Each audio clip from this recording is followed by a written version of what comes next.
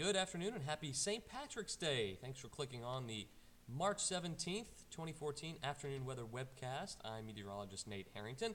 A gloomy day in the Wiregrass and really low in the southeast. If you lived anywhere from, Mississippi, Alabama, Georgia, Florida, just not that great of a weekend, especially on Sunday. Not a bad Saturday, but Sunday really not that great of a day.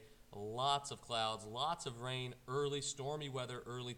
Yesterday had some severe weather, had some damage reported in some parts of the Wiregrass. Trees down, power lines down, nothing major.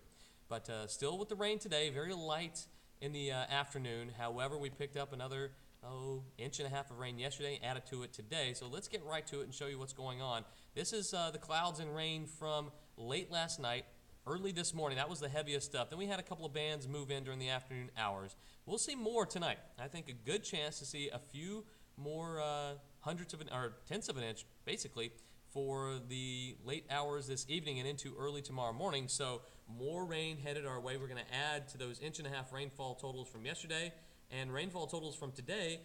Some spots picked up 3/10 of an inch, a third of an inch of rain. Dothan just shy of 1,500ths, right at a fifth of an inch in Abbeville. Basically the same for Troy down in Panama City. For another round of spring breakers, they started their spring break off on a pretty wet note. Don't think it stopped them from reveling in what was St. Patrick's Day, and a lot of green on the map, appropriately enough for St. Patty's Day today. So temperatures now in the 60s and 50s. Basically, not a whole lot of movement in the temperatures over the last 12 hours or so with the rain and clouds socking us in. And don't expect a whole lot of movement in the temperatures tonight. Could see about a 10-degree drop in those numbers, and a relatively cool day for tomorrow with a few clouds around. And then we'll start to warm things up by the middle of the work week, headed toward the first day of spring on Thursday. All right, so basically here's the setup. Big squall line down south.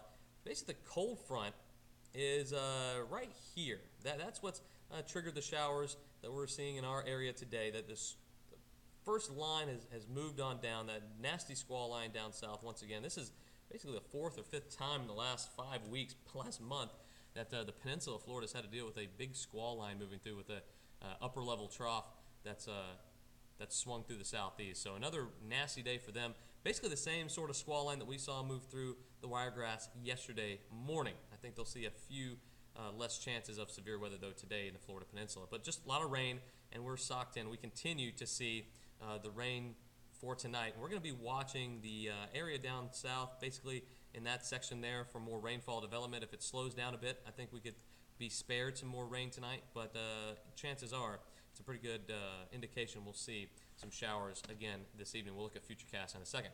Except for the southeast and the upper Midwest and the Montana, the big sky country out there, a pretty nice day throughout the lower 48.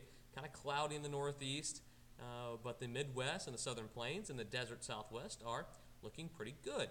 And that's a nice change of pace for folks out there who've had one storm system after another, it seems like. All right, the futurecast for tonight. Good chances of rain. Looks like we'll see rainfall heaviest at times right after the news time tonight and into early tomorrow morning. Could hear some rumbles of thunder too, but everything will clear out by Tuesday. All the rain, that is. We'll still hang on to the cloud cover and cool weather. Temperatures only in the mid-60s for afternoon highs. Then by Tuesday night, we'll see some clearing, but more clouds on the way for Wednesday, and a humid and warm Wednesday. We'll see temperatures jump right back up into the 70s by the middle of the work week, and setting the stage for a warm start to spring on Thursday, I should say. Looks like numbers could be back in the mid-70s again for the first day of spring, the vernal equinox, if you will. All right, that's about all the time I've got. I'm running a little bit late today. So if you have any questions, comments, criticisms, suggestions for the weather webcast, go ahead and leave them in the comments section below. This will be posted on YouTube right away, and then on Facebook, Twitter, and Google Plus during the afternoon. Hopefully have everything posted by around 2:30 or so. Thanks for clicking on the afternoon weather webcast. We'll see you on Tuesday.